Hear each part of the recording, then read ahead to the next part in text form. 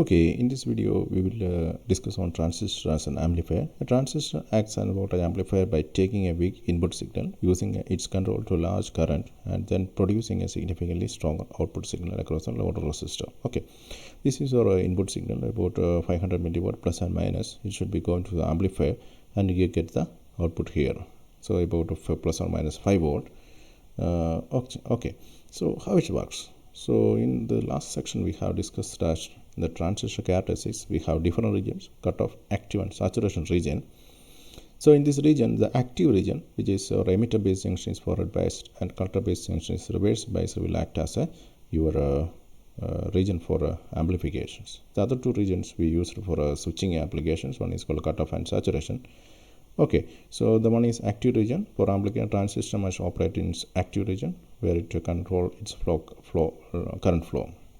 The other thing it will decide is a load resistor. It's crucial for the collector circuit to convert the amplified circuit current into a larger output voltage. The load resistor will also play a role, and we have to use a particular configuration which is common emitter configurations, which have some advantages for audio amplifications. Okay, how it works? And we are giving a signal here. So this is your low amplitude signal.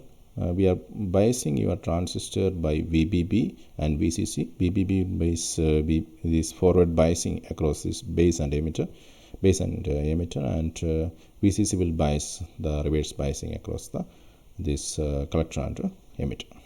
Okay, so here we discuss one thing which is called a current amplification factor, where the base current will be multiplied by a factor called beta. So that we get a IC. So IC is beta IB. Beta's value is about 20 to 500. That means that if you have a small IB, the output of the signal will be multiplied by this factor. Okay, so if you are giving a signal like this, if you have a positive signal, okay, this have two parts. One is called a first positive half cycle and negative half cycle. The positive half cycle is coming here. What do you think? You get a amplified part of here. So also this is, we are giving a RL which is also high value. So RL is a high value, which means that you get an amplified part which is dropped across R. So a large voltage will be dropped across RL. So this VCC is here. So let's say maybe I'm giving a 10 volt. If it is a 10 volt, let's 5 volt is drop here, and I'll get a 5 volt here. Okay, this 2 volt should be added to get a VCC here. So if a large drop occurs here, this voltage across this will be decreasing, which means that I will get a voltage across here is as like this. Okay, there's a decrease here. Okay, for the next half cycle, this is negative, which means a drop across this here. This is IC into RL will decrease, which means that the second part will be increased. So we get a 180-degree phase difference between these two signals, input and output, and also we also get the required amplifications from the circuit. Okay, so we also want to bias the circuit, because if you don't bias properly, you will not get the required amplifications. So the transistor will not be either. So if you don't bias this one, it will act as an in the cutoff region and saturation region, so it will act as a switch, not like a amplifier. So we need a different type of biasing. One is called fixed biasing, collector to base biasing, or voltage divider bias. Okay, first one is called a single biasing, called a fixed biasing, where we use a single resistor to supply the current to base. Okay, this is a single resistor we use to VCCs to base. Okay, so we use some capacitor also here. This the purpose of this one is to reduce your DC component here. So this will offers a low resistance to the AC part, and offers a high resistance to this DC part. So we only get the AC signals here. Okay, so the comparison is very simple, but it have a lower stability, which means that it is susceptible to changes in temperature and transistor parameters. Okay, so this have a large variation. If you change your capacitor, your transistor, this will affect your output significantly. Okay, that we don't actually need. So we need other biasing, which is called electric to base bias. Here we are providing a resistor RB. This is called feedback resistor from the collector to the base through this channel. Okay, so comparison offers a better stability than fixed bias, but it's still less stable than the voltage divider bias. Okay, so other bias is called a voltage divided bias, which is also called a potential divided bias. It uses a voltage divider network across the supply to provide a stable base voltage. Okay, so here we have a potential divider arrangement of R1 and R2. This will provide the required bias for the circuit. So in comparison, this is the most stable and widely used biasing method for combinator amplifier, which provides good stabilization against temperature and variation of transistor parameters. Okay, why voltage divider bias is preferred? So compared to other methods, voltage divider method is preferred for amplifications. Okay, as we discussed, it have a good stability, and compared to complexity, whether if it have a more complex structure other biasing methods, but its performance is better. Okay, it's preferred for configuration for a single stage common emitter amplifier when a stable and a general purpose gain is required. Okay, so the other thing if you have to consider about the audio amplifier is a frequency response.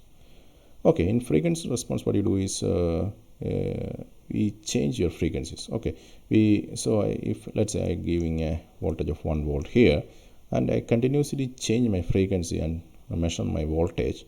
So if a frequency have any effect on your output voltage, that we determine. Okay, if I change the frequency from a low frequency to higher frequency, you can see that your gain or voltage will file increasing slightly and get a value here. It will giving a saturated value. This is a low frequency region, and this is a mid frequency region, and this is a high frequency range. So in mid frequency it is almost constant, but if you are looking at low frequency range and high frequency range, it decreases its value, which means that it's not a region where you have to apply operate your amplifier. So this is a mid frequency range you have to work. The bandwidth, which is our the amplitude by root 2, this is a range. You can draw a line. This range is called bandwidth.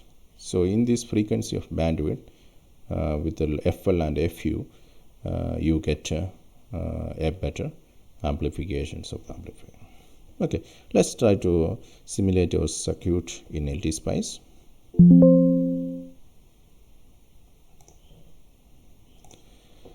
Okay, we will first consider our we will first open our circuits on a amplifier.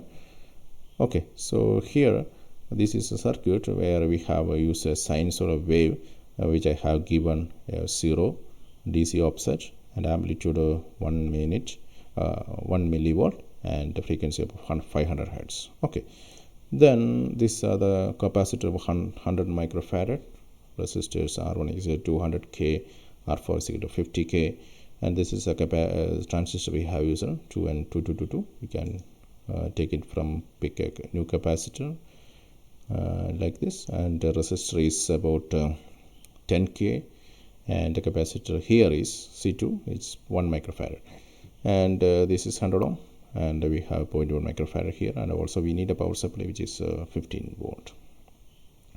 So if you look at the simulations, so the simulation is we have a transient, give a stop time of 0.02 and start with a 0.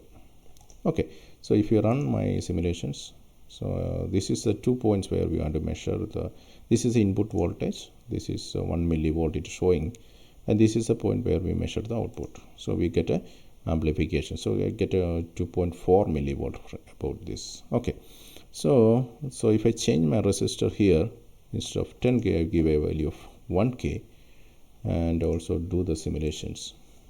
So I can see the voltage output voltage is increased to about 10 millivolts. This is 10 times amplifications happens. Okay, so that's why we can actually change this resistor value and see what how we can vary the amplifications of the circuit. Okay, The next thing we have to consider is frequency response. Okay, here not much change happens. Instead of this signal, AC signal against a sine wave, I don't give any values here, but there is an option called a small signal AC analysis. I give values AC amplitude as 1 and AC phase is equal to 0. Okay, that's only change. Then the simulation, so I give an AC analysis. Here it is an AC analysis where I give sweeps as decay, because it's a long range. I have to give, it's not linear, and the number of points can give thousands, and the static frequency give 100, and the stop frequency is 100 megahertz. Okay, then if I run my simulation, so this is a point where we will measure our output. Okay, this is output. Okay, so this is the frequency response. It's audio amplifier, it's showing in a decibel. Okay, so here the value will be changing like this, and in this range about 100 kilohertz like this, this will going maximum, and then again decreases. So the band will be coming like this. Okay, if you are looking at your phases, this initially it is 180 degree, and it actually slightly increases and decreases to a value actually increases to 360 degree. Okay, you can also change your scale to linear, where you are measuring your voltage. So you get a lower voltage of about 2.4 to get a maximum voltage of 6 volt if you are changing your frequencies.